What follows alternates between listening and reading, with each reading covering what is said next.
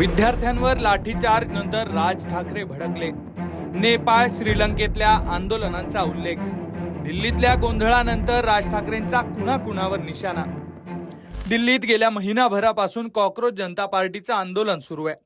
पण 20 जुलैचा दिवस या आंदोलनातला एक महत्वाचा टप्पा ठरलेला आहे. एकीकडे आक्रमक झालेले विद्यार्थी आणि दुसरीकडे पोलीस. दगडफेक, लाठीचार्ज आणि भळभळत्या जखमा असंच चित्र संसदेवर जाणाऱ्या मोर्चा दरम्यान पाहायला मिळालं. विद्यार्थ्यांना झालेल्या मारहाणीनंतर आता देशभर वातावरण पेटलेलं आहे आणि यावरून राज ठाकरे यांनी केंद्र सरकारवर टीका केलेली आहे. सोनम वांगचुक यांच्यासोबत केलेलं कृत्य, विद्यार्थ्यांवर केलेला लाठीचार्ज यामुळे सरकार मानसिक रुग्ण झालंय असं राज ठाकरेंनी म्हटलंय. दिल्लीत महिनाभरापासून घडत असलेल्या सगळ्या घडामोडींवर आणि विद्यार्थ्यांवर झालेल्या लाठीचार्जवर राज ठाकरे यांनी फेसबुक पोस्टमधून व्यक्त झालेत. ते नेमकं काय म्हणालेत सविस्तर पाहूयात. केंद्र सरकारने सोनम वांगचुक यांना जबरदस्तीनं उचलून रुग्णालयात भरती केलं.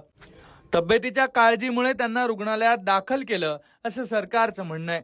पण सरकारने त्यांना ज्या पद्धतीनं फरफटत नेलं त्यावरून सरकारला वांगचुक यांची काळजी नव्हती हे नक्की. त्यानंतर काल आंदोलकांवर केलेला बेफाम लाठीचार्ज पाहून हे सरकारच मानसिक रुग्ण झालं आहे आणि त्यांनाच रुग्णालयात भरती करण्याची गरज आहे असं दिसतंय.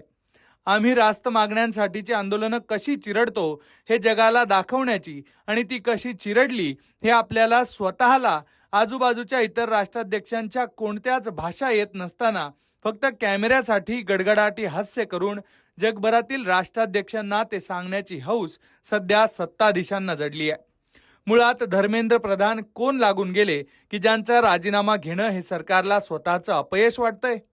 मणिपूर पेटलेला असताना त्यावेळच्या मुख्यमंत्र्यांना बिरेन सिंग यांना पण याच सरकारने असंच अभय दिलं होतं.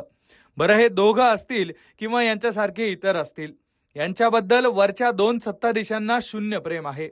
आम्ही काय करायचं हे कोणी सांगायचं नाही, मग ते विरोधी पक्षांनी पण नाही आणि जनतेने तर नाहीच नाही. कारण तुमच्या मतांवर आम्ही थोडी निवडून येतो. आम्ही निवडून येतो सगळ्या यंत्रणा, मतदार याद्यातील गोंधळ आणि अर्थात ईव्हीएमच्या जोरावर. मग विद्यार्थ्यांना कोण विचारतंय? काल पंतप्रधान नरेंद्र मोदी हा मुद्दा सोडून सगळं बोलले. इंग्रजीत एक शब्द प्रयोग आहे, लेम डक प्रेसिडेंट. म्हणजेच ज्या पंतप्रधानांचा किंवा राष्ट्राध्यक्षांचा शेवटचा काळ सुरू असतो ते पंतप्रधान हे निवांत असतात, जगभर दौरे करत असतात आणि त्यांचा प्रभाव कमी झालेला असतो आणि त्यांचा उत्तराधिकारीच सगळा कारभार हकत असतो. सध्या मोदींची अवस्था अशी झाली आहे असं दिसतंय. मोदींच्या मनात या सगळ्याबद्दल समजा कृती करण्याची इच्छा जरी असली तरी उत्तराधिकारी होण्याच्या स्पर्धेत असलेली शक्ती त्यांना दुर्लक्ष करायला भाग पाडत असावी. अर्थात मोदी पंतप्रधान असताना विद्यार्थ्यांचं आंदोलन निर्दयीपणे चिरडलं गेलं हे इतिहास लक्षात ठेवेलच. तशीच प्रतिमा व्हावी अशी कुणाची इच्छा असेल आणि मोदी त्याला बळी पडणार असतील तर मग प्रश्नच संपला.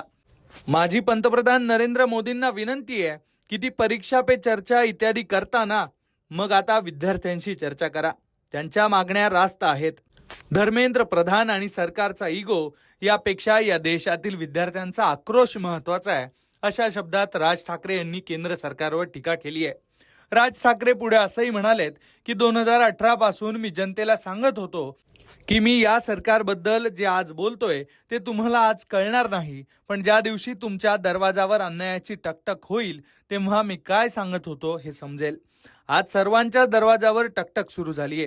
या सगळ्यात विद्यार्थ्यांनी जो संघर्ष उभारलाय त्याचं मनापासून कौतुक. शेजारच्या श्रीलंकेत 2022ला विद्यार्थ्यांनी असंच आंदोलन केलं. 2011चं अरब स्प्रिंग, नेपाळमध्ये सुद्धा तसंच झालं.